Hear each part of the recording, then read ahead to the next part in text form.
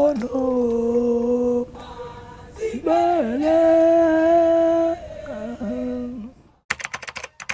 now, I wouldn't say they have special meaning. Each and every game that we play, there's a bit of anxiety there from the players. But I think for them singing the song, it's just trying to calm themselves down and to motivate themselves. So I believe this is the reason behind why the girls are singing these songs. There's one that says Zonki Zono Azipel. It means all the scenes that are happening outside the world, let them come to an end. So it's something that, sports gets to unify a lot of people. So when you sing that kind of song, it shows that with what we're doing, we want to unify the world. It has to be the one that says Mutsipenya Itandi Sundowns. That one, when they sing that one, I know that they're gonna go out there and play their best football. And you can tell that the nervousness, it's no longer there. They're ready for the game. It's more of a cultural songs, some things that we create from our South Africa. It's not pop. It's just more of a cultural songs. Wow, it's exciting. We never thought that one day we'll find ourselves here. I still remember telling my players when we win the league, our first edition of the league, I said, let's go out there and win the league. You will never know what's going to happen. Us being on CAF Women's Champions League, it came as a cherry on top for us. We were not expecting this. And when it was announced that Mamelodi Sundowns will be the first team from South Africa to represent South Africa, it was an exciting news. African women's football, it has grown leaps and bounds. When you look at teams like your Morocco, when they were playing Ahira Buhari Cup, you saw that they came top. They managed to beat Cameroon. Look at South Sudan, one of the teams that now has women's football. That shows that women's football is growing in Africa. Give it 2 or 3 years, it's going to be something bigger. We challenge in Europe. We're going to be there on their standard as well. I'm really happy. I've been in women's football for more than 10 years now, and I see the growth of women's football. When you look at teams like Wadi Dekla from Egypt, if a team from Egypt goes and play a draw against team from Ghana, it tells you that there's something right that certain country is doing. Look, I never chose to coach them. It just happened, and I was an assistant coach in a boys team that plays 4th division.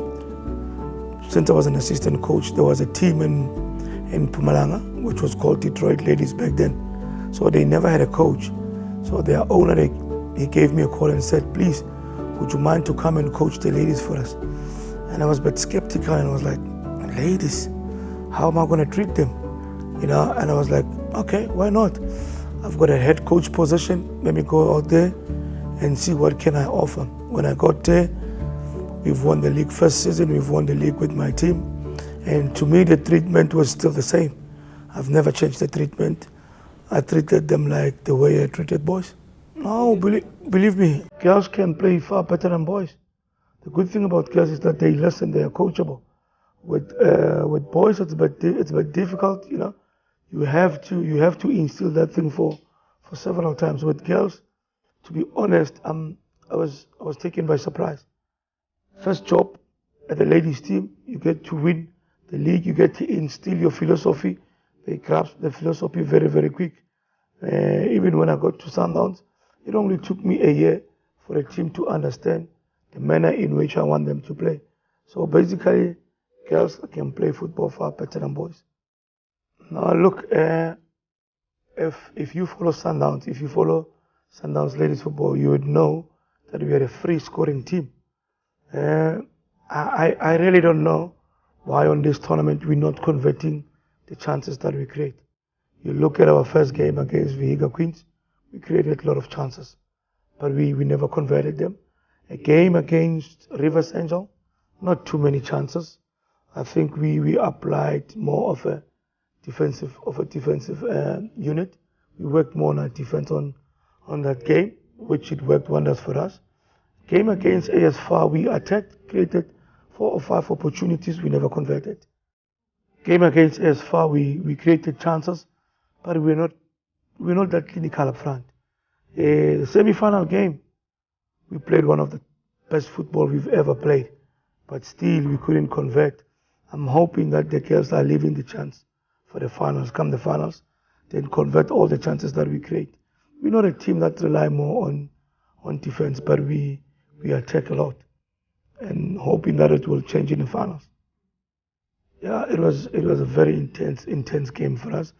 But like I alluded earlier on, that I like the fact that the team played our own style. We played from the back. We combined quite well in the middle, created those chances up front. It was a pity that we didn't convert.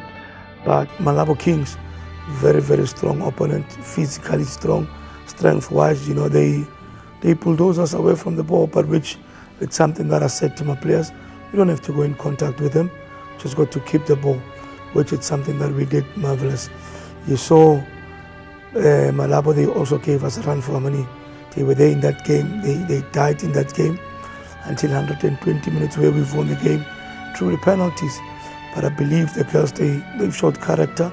We dig deep, hence we are in the final today. Oh, it teaches me a lot of things. Especially coaching women. You got to be honest.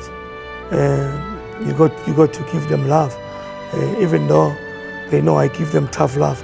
It's not that love. And football teaches me to be patient. Football coaching, it has also taught me that this thing called football, it can humble you as well as like life does humble you. So one has to be humble at all times. It teaches you not to be arrogant. It teaches you to understand people as an individual, and allow people to state their views in terms of how do they see things, So I've learned a lot from the game of football.